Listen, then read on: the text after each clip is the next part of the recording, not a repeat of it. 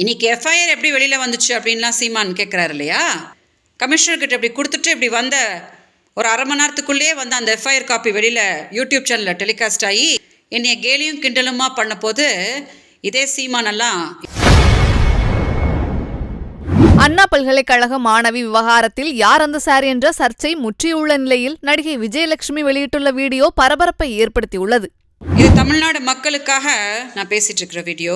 ஒரு 4-5 நாளாக வந்து தமிழ்நாடு அரசுக்கு எதிராக எல்லா அரசியல் கட்சிகளும் தமிழ்நாட்டில் ஒரு பெண்ணுக்கு நியாயம் கேட்டுட்டு உயிர் கொடுத்து தடையெல்லாம் மீறி போராடிட்டுருக்காங்க. உண்மையிலே பாதிக்கப்பட்ட பெண்ணுக்காக தான் இவங்கெல்லாம் போராடிட்டுருக்காங்க அப்படின்னா எல்லாருக்கும் என்னோட நன்றியை நான் தெரிவிச்சுக்கிறேன். ஏன்னா அது ரொம்ப நல்ல ஒரு விஷயம். ஆனால் சின்னதாக எனக்கு ஒரு சந்தேகம் என்ன அப்படின்னா, எந்த பெண் பாதிக்கப்பட்டாலும் நீங்கள்லாம் போராடுவீங்களா?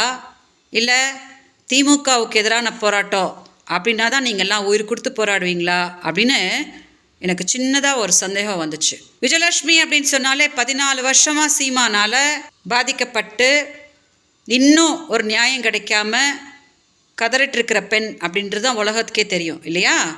நான் இந்த மாதிரி போராடிக்கிட்டு கமிஷனர் ஆஃபீஸு அங்கே இங்கேன்னு துடிச்சிட்டு இருக்கும்போது எந்த அரசியல் கட்சியும் இந்த மாதிரி களத்தில் இறங்கி சீமானுக்கு எதிராக தைரியமாக இந்த மாதிரி போராட்டம்லாம் பண்ணவே இல்லை. நான் கம்ப்ளைண்ட் கொடுத்ததை மதித்து சீமானை வந்து காவல் நிலையத்துக்கு வந்து வர வைக்கிற ஒரு முயற்சியை திமுக மட்டும்தான் பண்ணாங்க. இன்னைக்கு எஃப்ஐஆர் எப்படி வெளியில் வந்துச்சு அப்படின்லாம் சீமான் கேட்குறாரு இல்லையா?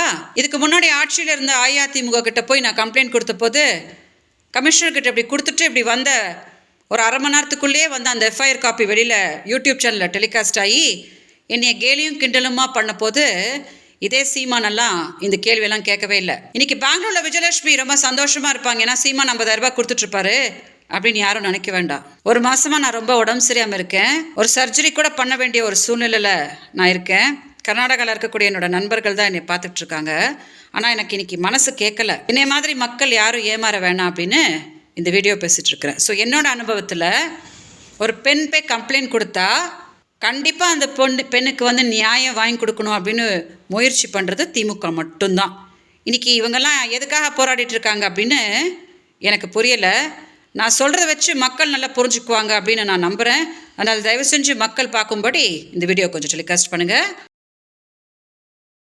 செய்திகளை உள்ளது உள்ளபடி தெரிந்து கொள்ள ரெஃப்ளெக்ட் நியூஸை சப்ஸ்கிரைப் பண்ணுங்கள்.